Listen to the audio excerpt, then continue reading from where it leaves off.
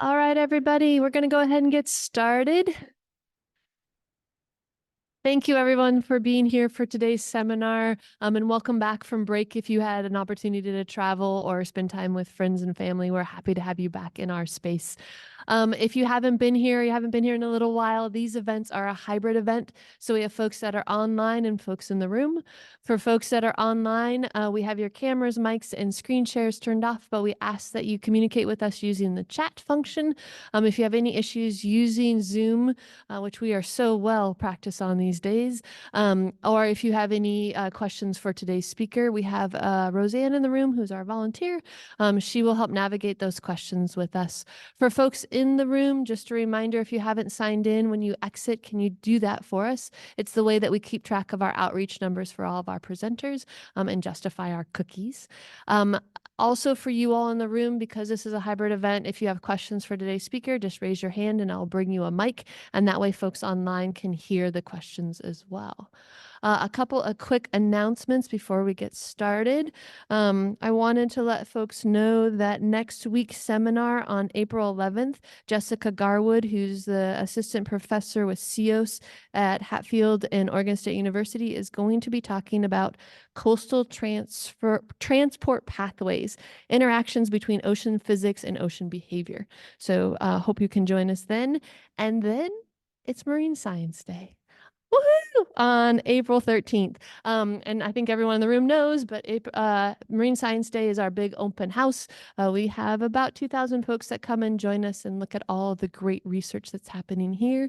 We are still looking for volunteers. So I know most of the folks in the room are volunteering already by staffing a table, but anybody online and any family members of yours that might be interested, please contact me and we can get you scheduled so that you can help us out. There are 2-hour shifts to basically help volunteers move people around our different buildings. So if you're interested in that, help us and join us at Marine Science Day. But while the reason you are all here is for our presenter today, and we're very excited. And I'll just kind of do a little preview and say that today's presenter is helping me out quite a bit.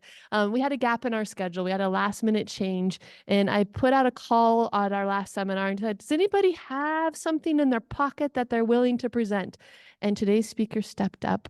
And so I'm really excited to introduce Sarah here, who is new with the lead human dimension research with ODF&W Marine Reserves Program. After majoring in biology and minoring in economics at Reed College, she worked for EcoTrust interviewing fishermen on the Oregon coast, helping to inform the creation of the reserves. She earned both her graduate degrees from the Institute of Resource Environment and Sustainability at the University of British Columbia.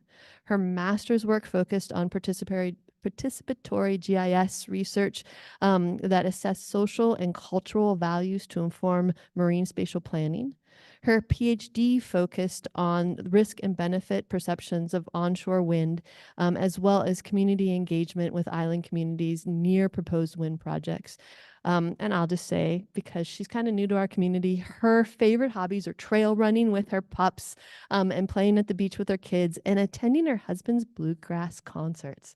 So welcome to the community, and thank you so much for sharing this work with us. I think she's going to tell you a little bit more about when she did this work in relation to what she's doing now. So I'm going to hand it off to Sarah. Thank you so much. Great, thank you. Yes. Yeah, if anyone likes to jam on bluegrass, my husband's looking for new jamming buddies, so get in touch afterwards. Thanks for inviting me. I just overheard at the last talk that they had a gap, and I was like, you know what? I've done past research that I think is relevant to a current political hot potato in Oregon. And I want to start with this disclaimer. This is my academic research. It's pretty much my PhD dissertation projects -1. It's not ODF&W research. It's my analysis of data. So please do not interpret what I say as how the agency thinks about this issue. So who am I? Well, I am an ecological economist, and a conservation social scientist. Many of you have probably heard of environmental economics, and fewer of you have likely heard of ecological economics. It's quite different. It sees the economy as being embedded within society and society embedded with the environment. Instead of building models where the environment provides natural resources as inputs into social systems, it has a much more embedded approach to looking at natural resource issues and challenges. Ecological economics is concerned about questions around what is the sustainable scale of production and consumption, which I think is a big question when it comes to energy on our globe today. It's also concerned about the fair distribution of services and the fair distribution of all sorts of things, whether it be services, how we organize our economy, and justice concerns. And then within fair distribution and sustainable scale, it asks questions about what is an efficient allocation of research, of resources, sorry. So the aspiration of ecological economics is to make progress towards this green donut. Kate Raworth published this green donut. I think it encapsulates how I think about big picture issues where you've got both social considerations. So those are the humans need to consume water, food. We need certain levels of health, education, all those things in the inside area of this donut diagram in order for humanity to reach a social foundation, like a decent standard of living for all. And then we want to be within that light green donut without overshooting the ecological ceiling and leading to runaway ocean acidification, terrible, catastrophic climate change, biodiversity loss, among other planetary boundaries. So this is very big picture thinking about where ecological economics is attempting to have us move, and that is making progress towards this safe and just space for humanity. So as a researcher, I am really concerned about information I read from the Intergovernmental Panel on Biodiversity and Ecosystem Services about this unprecedented decline in diversity across the planet.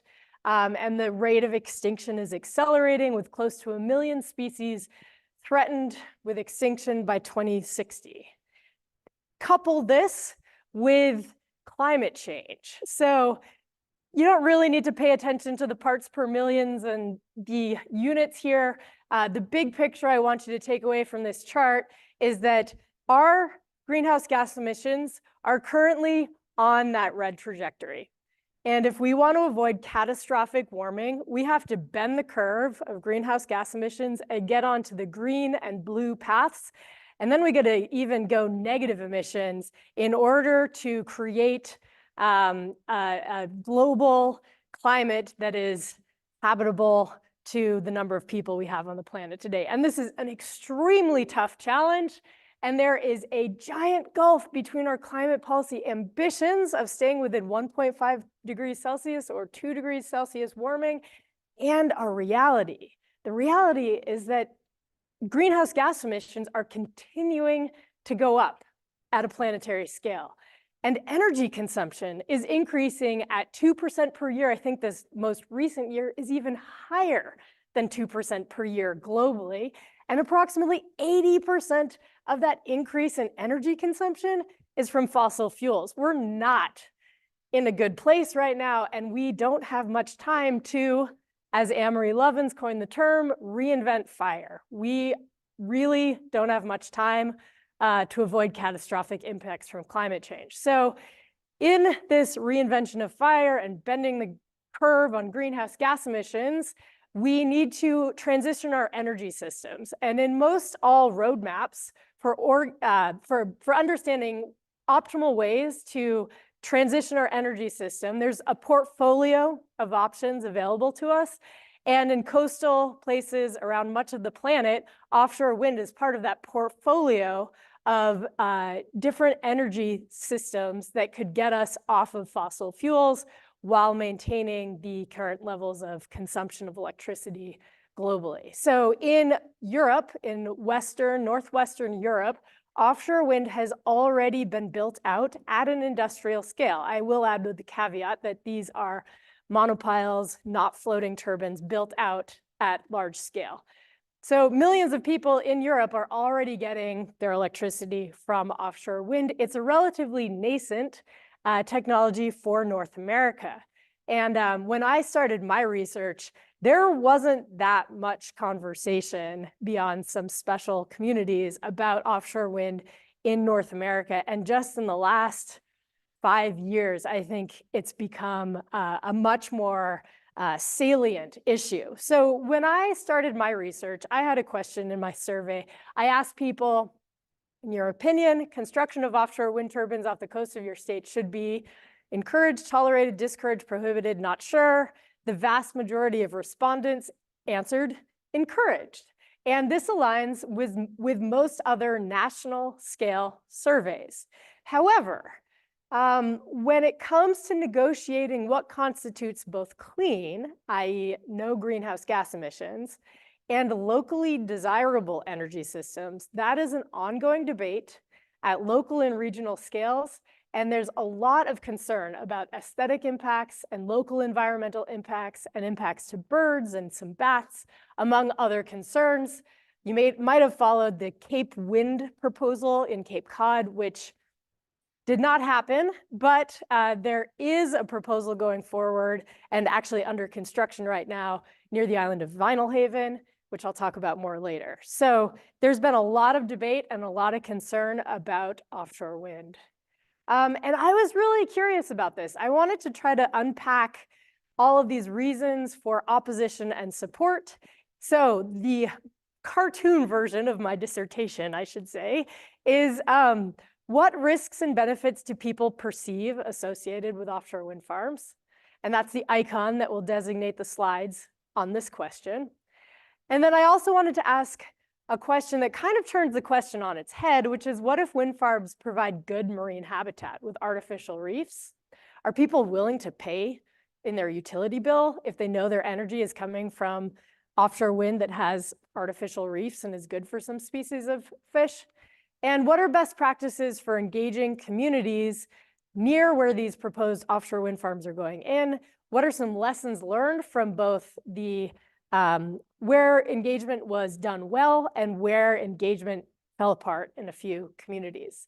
So I'm going to start with my risk and benefit perception research, which resulted in this paper in ecological economics and my provocative title of my talk today. So which risks are most salient for people, and which benefits are most salient, and are there insights from cognitive psychology to help us anticipate the risks that come to top of mind for most people when thinking about offshore wind?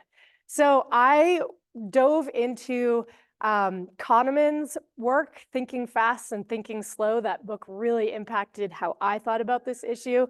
Kahneman just died at the age of 90 last week. So I just want to mention him and how I feel like I stand on the shoulders of giants when I do this kind of research. His thinking shaped mine, and I wanted to use this model of cognition that he helped to develop and popularize.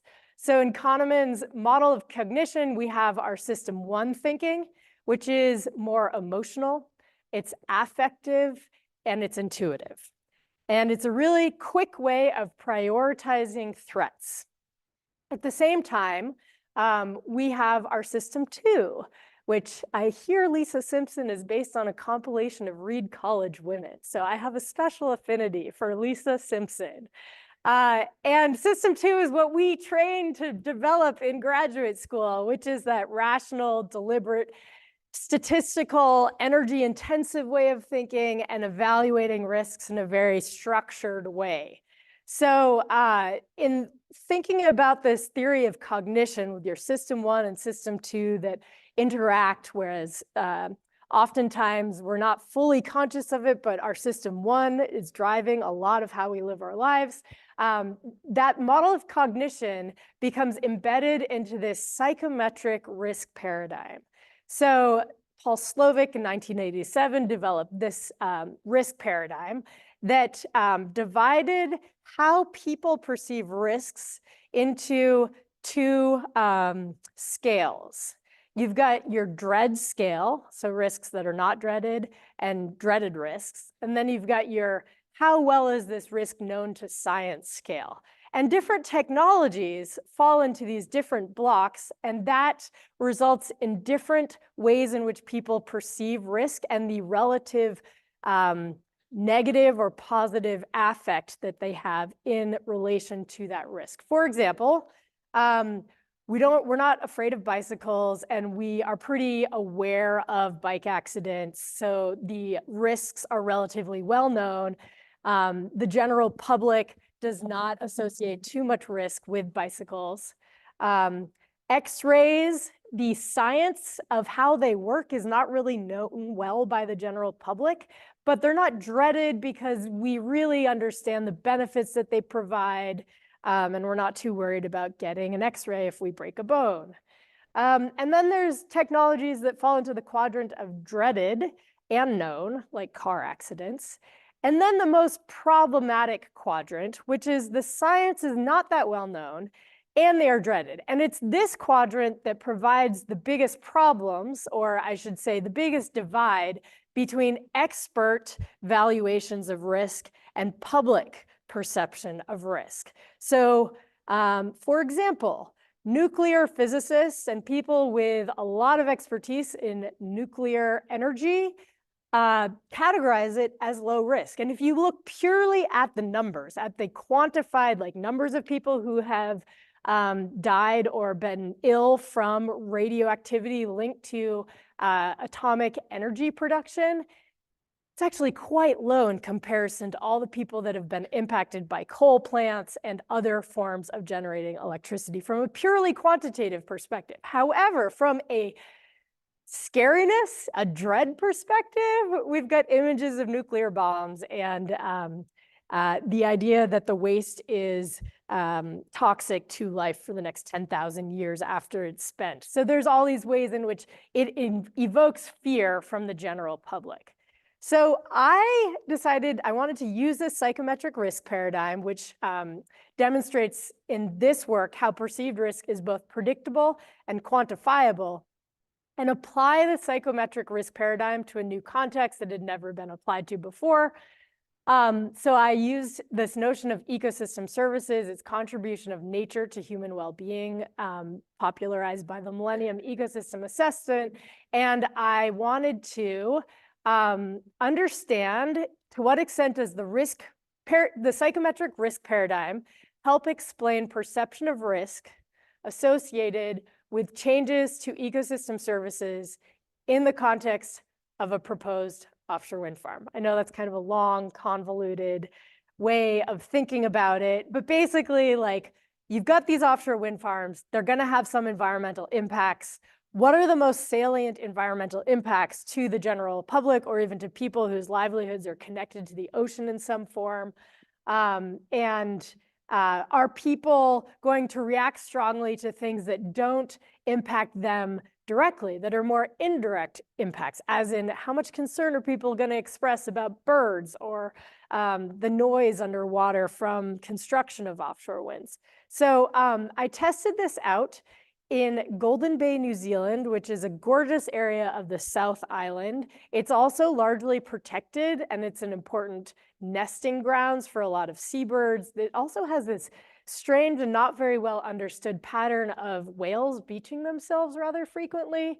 And it has pretty shallow water and consistent wind. So biophysically, it would be a decent place for an offshore wind farm. And just to be clear, there is no proposed offshore wind farm going in here. It is just a hypothetical for research context that I used. So I conducted 23 in-depth, semi-structured interviews with people whose livelihoods were in one way or another related to natural resources and natural resource management. And I had this exercise where I gave people 20 symbolic tokens of benefits and 20 symbolic tokens of risks. And I asked them to allocate it across categories that I identified while leaving space for an other if they came up with a risk or a benefit that I had not come up with in my lit review. This is really hard to read, but I just wanted to quickly go over. In terms of benefits, the people that I interviewed were most interested in increasing regional energy self-sufficiency, increasing the diversity of their energy portfolio, contributing to energy independence, and reduction in carbon emissions associated with electricity generation was ranked 4th there. So there were some perception of some benefits. They did not think that it was going to have a positive visual impact, and largely did not think it would have a positive impact on tourism, and nobody added another topic there. And then when they weighted their concerns, impact on birds was weighted most heavily, followed by negative visual impact and impact on marine mammals. The stars represent types of ecosystem services. So from this data, and this is people allocating 20 tokens across different risks or concerns, I came up with this ecosystem service risk factor score that uses attributes of the psychometric risk paradigm. For example, let's say the impact of the wind farm on recreational fishing. I gave it I use this -1, +1 for attributes of the psychometric risk paradigm. Is it controllable, uncontrollable, not dreaded, dreaded, consequences not fatal, fatal, easily reduced, not easily reduced. And for each of these topics of concern, these ecosystem services of concern, I scored it +1 or -1 based on the qualitative data from my interviews where I talked with people about their concerns and had them explain to me why they were concerned about particular things. And so from this data, for commercial or recreational fishing, it was a controllable risk. It was not dreaded. The consequences of offshore wind to recreational fishing are not fatal, and they're somewhat easily reduced, as in you can just go to a slightly different fishing ground outside of the wind farm.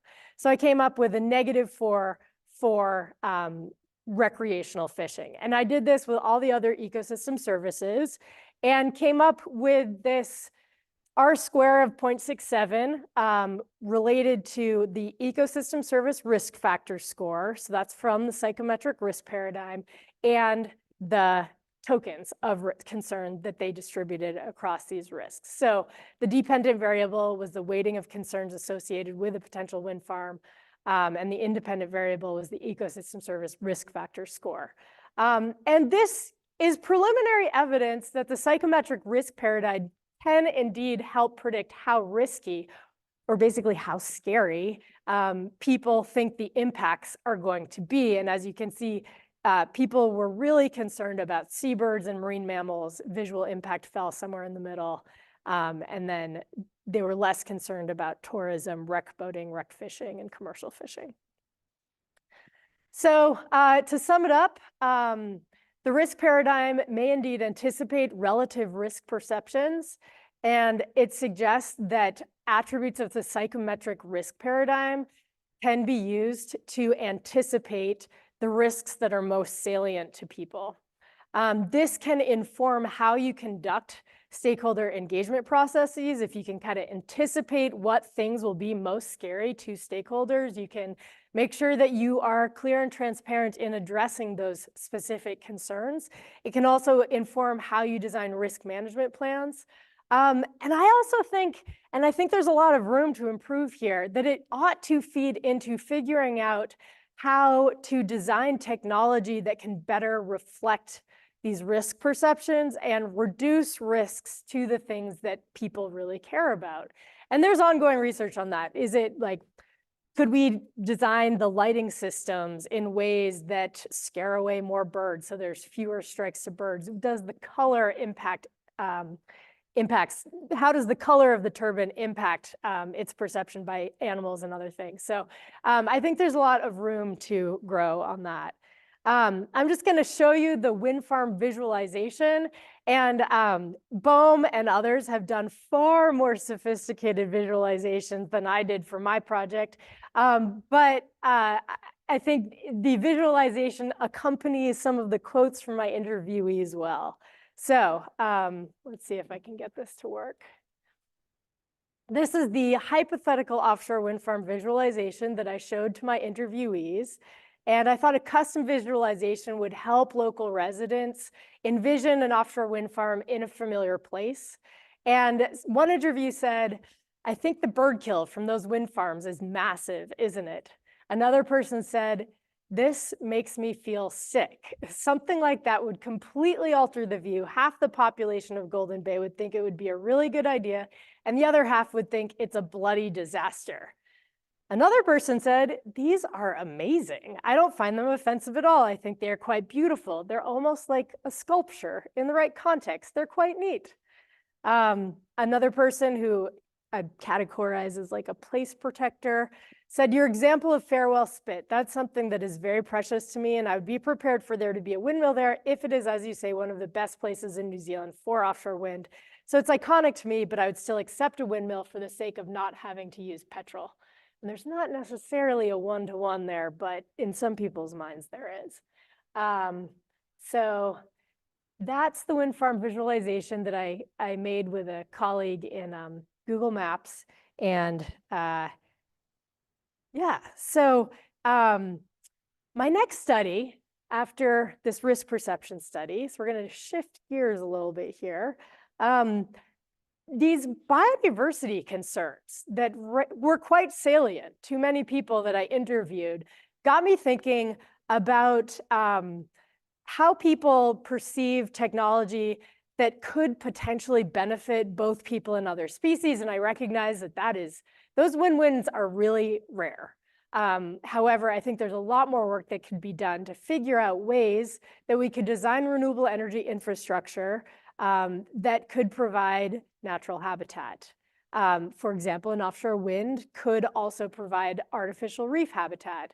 And I wanted to see if that could elicit a positive affective response, and if that could potentially neutralize the negative affective responses to this technology. So that led to my next study, which was around basically asking, are people willing to pay more for their utility bill for electricity if they know that an offshore wind farm actually provides good marine habitat for diverse types of species? So I came up with, at the end of the study, perhaps the best academic title I've ever come up with, if you know Beatles music. And I also got to credit my friend who is a economist, a stand-up economist. So maybe the only in the world who helped me come up with this title. And I called it this wonky name, ecologically regenerative renewable energy. The lingo in the biz right now is net positive biodiversity impacts. More on that later. My basic question is, are people willing to pay more for wind farms with artificial reefs? And I wanted to measure people's preferences for different wind farm features. I used a choice experiment, which is a method from economics. And I also use this new ecological paradigm, it measures the extent to which people have an environmental worldview. My sample was 400 using Amazon's Mechanical Turk mode of sampling people, and I limited it to residents of coastal New England. So I used coastal New England because at the time when I was doing my research, that's where the first conversations about offshore wind were starting to take place. In coastal New England, you can build along the continental shelf and be slightly closer to land and build an offshore wind farm without having to rely on floating turbines. On the West Coast, it's much more emphasis on floating turbines. So in any case, in New England, I was looking at areas that had the potential for states with coastline where there was this potential for developing offshore wind. In a choice experiment, you have your base characteristics, and then your data my data that I present will be in relation to those base characteristics. So my base characteristics from my choice experiment was a negative 30% impact on biodiversity from an offshore wind farm, 1 mile from shore with private ownership. So I looked at these different attributes about impact to biodiversity, distance to shore as a proxy for aesthetic impact, and the type of ownership. Was it private, public, or cooperative? I found that people were willing to pay slightly more for offshore wind farms that were either state, municipal, or cooperatively owned rather than privately owned. Again, everything is in relation to these base attributes. I also found that there was this preference for offshore wind farms further from shore and willingness to pay to put them further offshore so that they wouldn't have to deal with as acute visual impacts. This aligns with lots of other research that's been done. I think it's part of why BOEM is focusing on federal waters to reduce the visual impact to coastal communities. I also broke down preferences related to biodiversity based on how people scored on the new ecological paradigm question. So this is the measure of environmental worldview. People who scored low on the NEP, the new ecological paradigm, tended to have a slightly negative willingness to pay. So they didn't want 60% loss, but that preference wasn't very strong. Whereas people who scored high on the new ecological paradigm, the longest bar there, they had a strong preference not to lose 60% diversity and abundance of marine species. And then I looked at a 30% gain. And here, how people scored on the environmentalist worldview didn't have that much of an impact on their willingness to pay to have a 30% gain to diversity and abundance. And then the strongest preferences were for an offshore wind farm that provided benefits to biodiversity, 60% gain in diversity and abundance. Is this in the realm of ecological reality? It depends. If it's a heavily trawled area that was just not managed that well in the past, and if you provide artificial reef, there's the possibility that you could actually bring a lot more diversity and abundance back. I will note there's also the risk of invasive species on new things that you put in the ocean. In any case, though, there is this latent willingness to pay for an offshore wind farm that could provide marine habitat benefits. And I think there's a lot more work to be done in the design phase to figure out how to do this in a way that could benefit not just people, but also other animals. So summing it up, there's this willingness to pay and preference for wind farms far from shore, ownership models other than private, and this latent willingness to pay for ecologically regenerative renewable energy. So that was quite theoretical. It was a survey where I presented people with these cartoon versions of reality. I wanted to go to real places and talk to real people in these controversies because it's inevitably controversial when these wind farms are proposed. So I partnered with the nonprofit group Island Institute, and we did this collaborative work on resulting in this paper, Will Communities Open Up to Offshore Wind? Lessons Learned from New England Islands in the US. And I had to use a Wyeth painting of a squawking seagull here because I love Wyeth. And there's lots of squawking that happened on these islands for good reasons often about this controversy. So I wanted to learn more about how community engagement was conducted near proposed offshore wind farms. What went well? What were the major challenges? And then I looked at to what extent do these experiences align with theory on analytic deliberative processes. In my talk, I'm going to go light on theory. If you want to look into that theory, it's in my paper, but I'm going to skim over the theory part of it and really talk about the practical part of it for this study. So I did this work with Suzanne McDonald in particular, who's now at NREL, and she was running the energy program at Island Institute. Again, we focus in New England on 3 specific communities. So Monhegan Island off the coast of Maine, Martha's Vineyard, Massachusetts, and Block Island. All of these are near proposed offshore wind. The Monhegan Island was near a proposed pilot floating turbine project that later got built in Scotland because Monhegan did not want it. I'll give you updates on where these projects are currently, but when I was doing this research, these were all in the proposal stage. So I used qualitative methods. I did this case study comparison. I Island Institute staff and I conducted key informant interviews. I did this document analysis of both gray literature and media on this topic, and I also did participant observation, and as did my Island Institute colleagues. And from that, we distilled some big picture takeaway lessons. And we found that stakeholder satisfaction was higher when there was two-way deliberative learning. And it did not go well when scientists, engineers, and experts came to communities and presented in ways that community members felt was condescending and didn't listen to their local values. So this is not rocket science. This has been proven many times, but I did want to reiterate it in the case of offshore wind. If you're involved in these processes, help people maybe avoid that common pitfall moving forward. So readily available and appropriate information, of course, that came up across the case studies that fed into processes that people felt went well. This notion of a trusted messenger was really important. In Block Island, they hired a local to be a local liaison between the developer and the regulators and the island community. This was somebody who had lived in the island a long time, knew a lot of people, was really trusted, and he was hired on, and I think he was paid by both the state government and somewhat by the developer.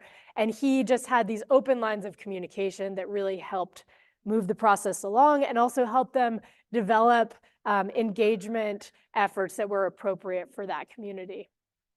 Bridging organizations played a key role, and by bridging organizations, I mean an organization like Island Institute that can translate the science to the communities and community values back to the scientists and the developers and the regulators to just help strengthen those networks and code switch to some extent to be able to go from the technical to a more public audience communication, because good communication, no surprise, was very important for these kind of processes to go well. And I'll also say that this is based on 3 case studies.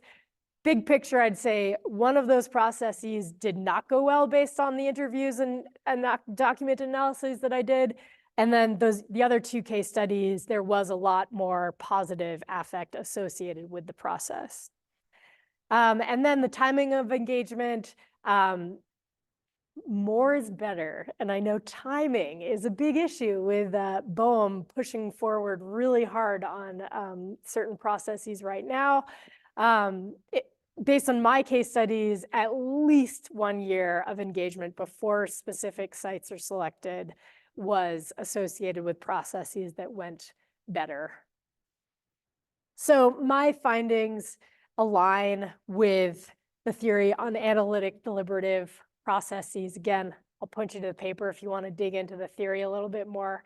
I also want to emphasize the point that it's not only procedural justice, it's also distributional justice. So both process and outcome are key to stakeholder satisfaction. And this analytic deliberative theory, it's more process oriented, and the deliberative learning themes did indeed align with what I found in the literature. I also found that community benefits are also key to satisfaction. And I know that Suzanne McDonald at NREL, me with this paper and this research, these community benefit agreements, which I'm so glad that those are getting more attention now.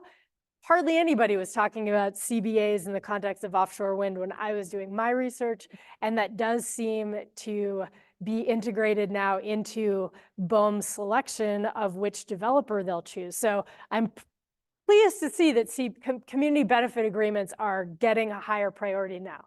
So the island of Block Island, a reason, not the reason, but a contributing reason to why there was community acceptance. Part of it was that they were able to negotiate a very context-specific benefit, which was a high-speed internet cable coupled with their electrical cable. They had never had high-speed internet before this electrical cable went in. So that was a largely public benefit, and especially institutions, schools, libraries, businesses benefited quite a bit from having that high-speed cable. So that's some big picture summary of my work. I think I'm approaching the time here. I just want to lob out some questions for you all. And, if there's a graduate student who's super interested in any of these, I'd love to, be on your committee now that I'm at ODF and W.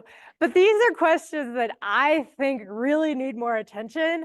And that's related to one thing that there's this part of me that's like, oh my gosh, I published this dissertation and these papers, and there's actually been some uptake of some of the ideas. Like, I'm not taking credit for it at all, but you've got this company Ørsted that's claiming that they're going to do energy projects with a net positive impact on biodiversity.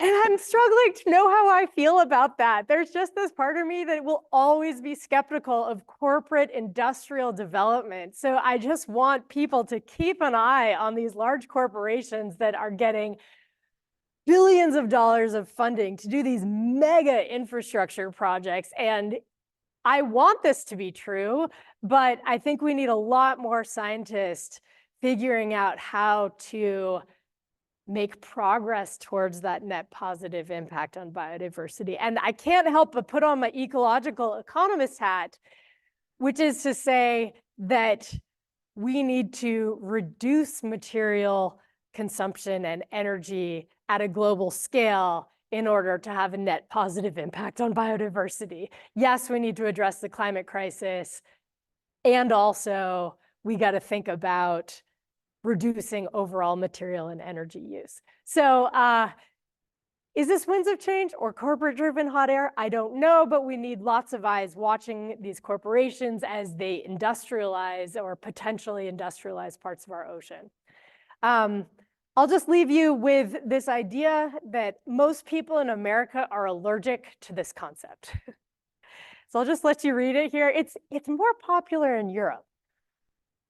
It's the idea of degrowth, which when I first learned about degrowth, I was like, that's just a political non-starter in America. And it kind of still is, but I think more people need to learn more about this concept. And I'd be really curious to think about how do these constituent parts of degrowth map onto how renewables and offshore wind in particular are being developed in America right now, and where are they not aligning with how it's being developed?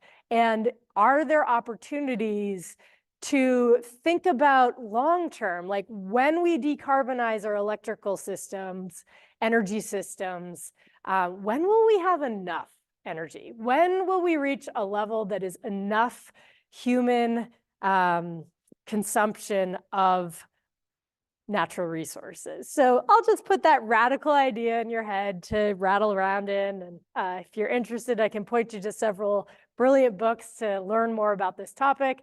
And then I saw this in the news the other day and I was like, oh, I really don't know how I feel about this. So we've got this high wind Tampen that's the world's first, it's going to be the first floating wind turbine. And it's going to be used to power offshore oil and gas platforms, which to me is just so puzzling because I thought so much of the motivation to develop offshore wind was to get off of fossil fuel development. So this stuff's a little tough for me to take. And I just wanted to point you out to like how that is happening. So in conclusion, my research reveals how this psychometric risk paradigm from cognitive psychology, it appears in this preliminary data to apply to concerns about ecosystem services. I showed in my choice experiment, there's this latent demand for ecologically regenerative design, or I should say net positive impact to biodiversity, if that's possible. And I presented a few ways around bidirectional learning, community benefit agreements, community benefits that you can address local concerns about renewable energy infrastructure. And moving forward, I hope that this research can help incorporate social dimensions into both conservation efforts and climate change responses. So I'd like to express gratitude towards all of the giants whose shoulders I stood on for this research. And I'll leave you with my favorite visualization of Gaia in my ecological economics worldview and open it up to questions from you. Thank you.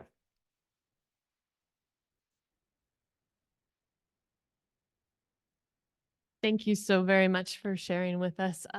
I'm gonna guess we're gonna have some questions about how this And your again, work. I do not represent ODFW's opinion on offshore wind. This is my academic research. But I think we can have a good conversation about how some of this work might apply to what we are thinking about. But I'm going to start with folks online. Roseanne, do we have a question online?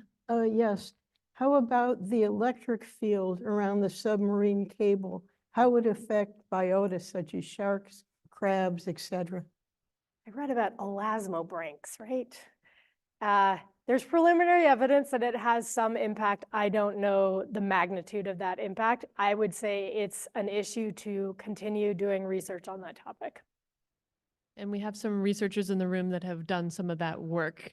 Do you want to speak to that at all? Or we want to hand that for another? Okay, we're working on that data. Stay tuned. Maybe a lecture in the future. So for folks online, the research in the room said, I agree, we should keep funding it. All right, how about questions in the room?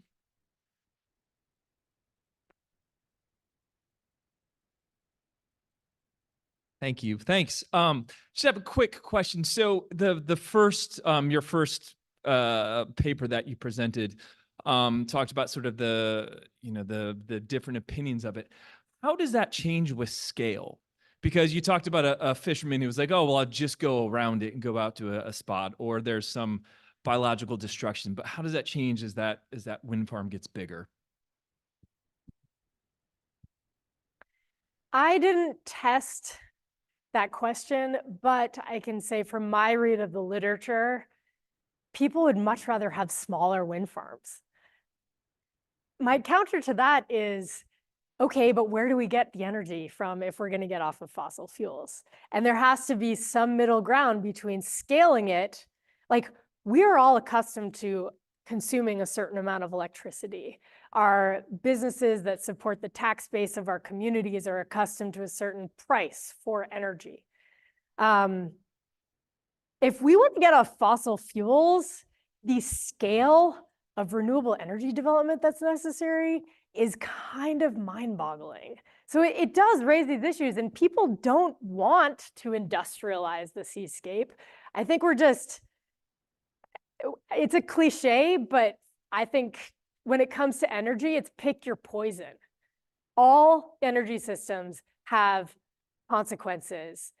And we got to think about the whole supply chain, from mining, the minerals that go into the wires that connect these offshore giant wind farms to the land, also the minerals and materials and cobalt and other things in the nacelles, the turbines themselves.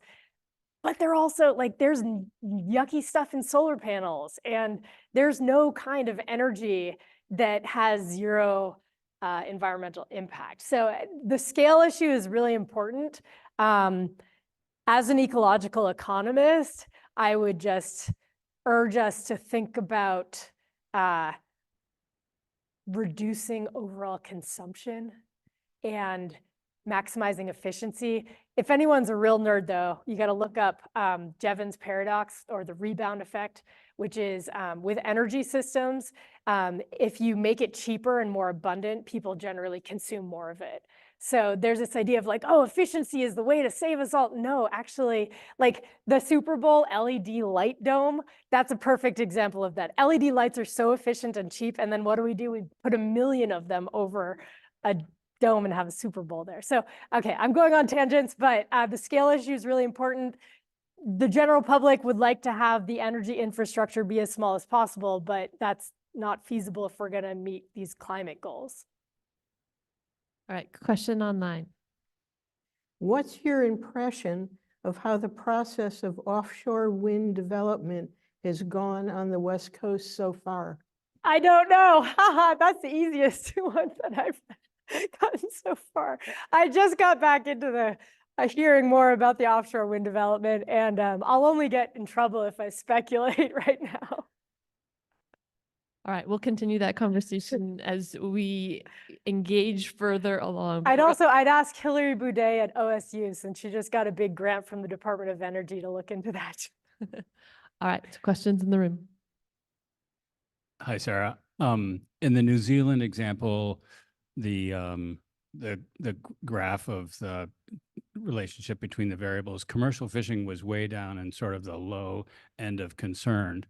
And I'm curious, I mean, you've probably heard the general feeling around here that if you were to examine those variables around here, commercial fishing would probably be way up on the end of the curve with seabird impacts. Did you take those variables that are economically important to humans and kind of look at that relationship in a different way? We value seabird communities from a ecological perspective, but that's not necessarily a human economic impact, whereas there are lots of things on that scale that are relevant to the way you describe this good human space for well-being, commercial fisheries being a big one around here. That's a great point, and I will say that's based on a small sample in a very distinct place. So I would love to have other people test out the psychometric risk paradigm in other locations, but my intuitive sense is that you're right, and that commercial fishing interests in this part of the world would be a much more salient, pressing concern than they were in that Farewell Spit area. I'd also say in the literature I've read, there have been examples in Scotland and other places where there's particular investments into figuring out how to employ fishermen or former fishermen, to employ them to do security or train them up with free courses on being wind farm technicians or some other way to provide jobs and training to help them be part of this new industry, I think is a way to try to address some of the livelihood concerns from reducing areas where they could fish. There's also there's some gear that you can use near wind farms, but nothing that hits the bottom or comes into contact with the electrical cables. And usually there's a buffer zone where they don't allow commercial fishermen to go. But I think the commercial fishing industry, in Maine, they were really concerned about it. And it was also this felt like just another challenge to their livelihood. And they've dealt with so many leading up to that. So it's challenging. We also have to, recognize it's public space. It's not private property. And we have this climate crisis bearing down on us. So there's tough trade-offs that have to be made. Roseanne, any other questions online? Okay, questions in the room?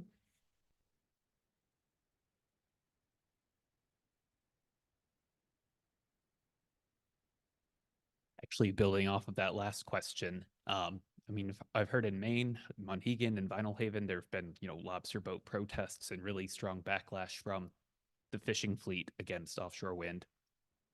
But the projects, I think, are going ahead on Block Island, which also has, fishing communities around there. What did they do right, I guess, in Block Island? Was it just those community benefits that made people overlook, say, the risks to fishing? Or is it just a smaller part of the economy? Or, yeah, what did they do right? I think it related to the scale question. It's 5 turbines. This is not some massive, big industrial scale thing. It's 5 turbines that are currently spinning. And Block Island used to burn, I think, close to 1 million gallons of diesel to provide electricity for their island. So there was this local air quality improvement. There was the internet cable coupled with the electrical cable. It also made the cable can both draw electricity from the mainland and transport electricity to the mainland. So it would contribute towards making electricity sometimes on these small islands. If for some reason your diesel generator has issues, it can go out. So there's more reliability with a cable underground to the mainland. So there's many contributing factors. Tourism is a major part of Block Island, and they've even been able to incorporate tours of the wind farm and get a lot of publicity because they were the first one on the US East Coast to basically host an offshore wind farm. So I'd say there's multiple factors that converged, and they hired that trusted liaison who is a trusted community member, and did lots and lots of consultation. I will say one of the anecdotes, again, this is an anecdote, but I think it made a difference, is to think creatively about how you do community engagement. And several people told me and the Island Institute staff that one of the most successful community engagement experiences that they funded to provide for the local community was a night modeled after a high school science fair, where you had experts with their 3-panel displays in the gymnasium, and they would chat with community members. And people felt like it was way less pressure than speaking up in a big town hall meeting where everybody's listening to you and you have a lot of people who are not accustomed to public speaking.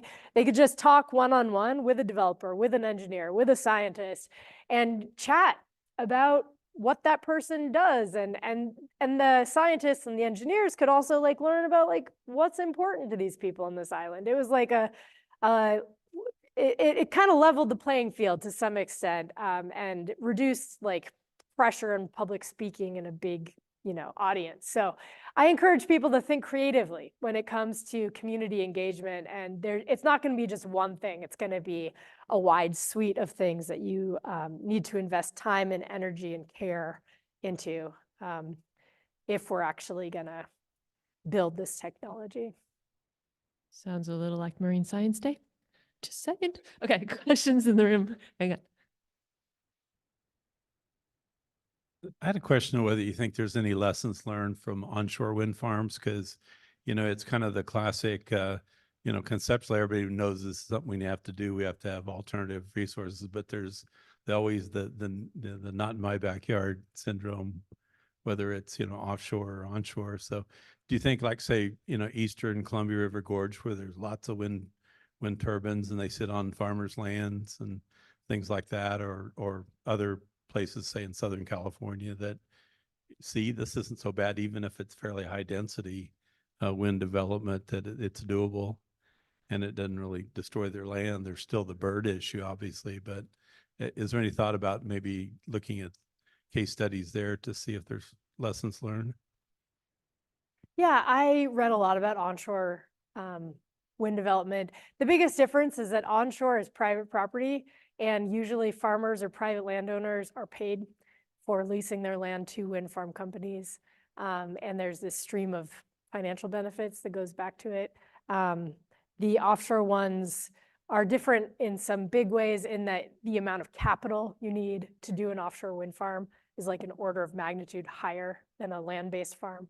And it's a whole different regulatory environment because it's public.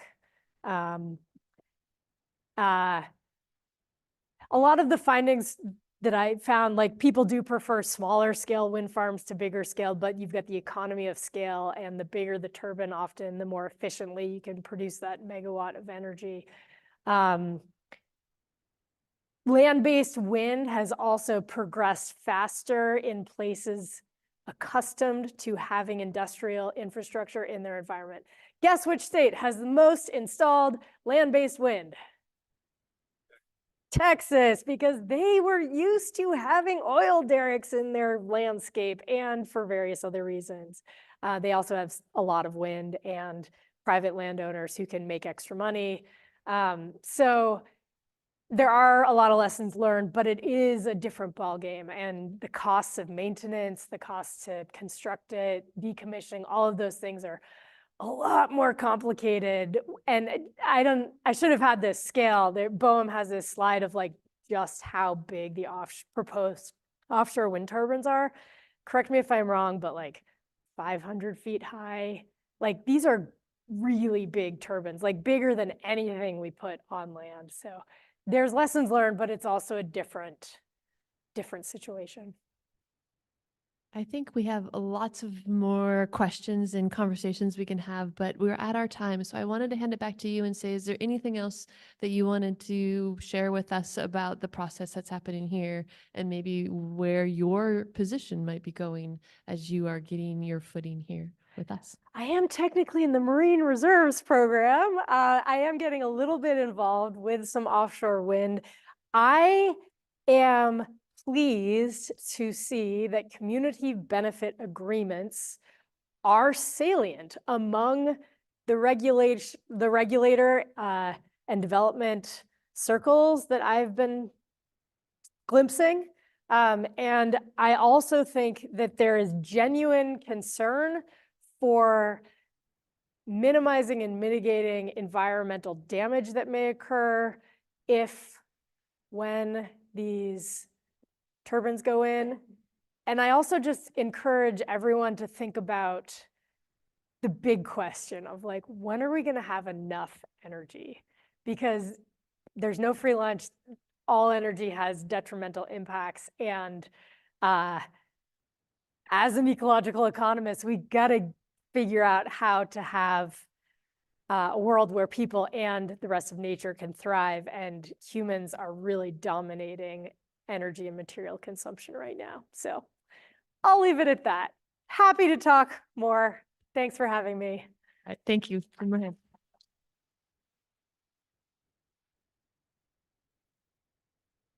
All right, thank you very much, and thank you all for being here. We'll see you again next week.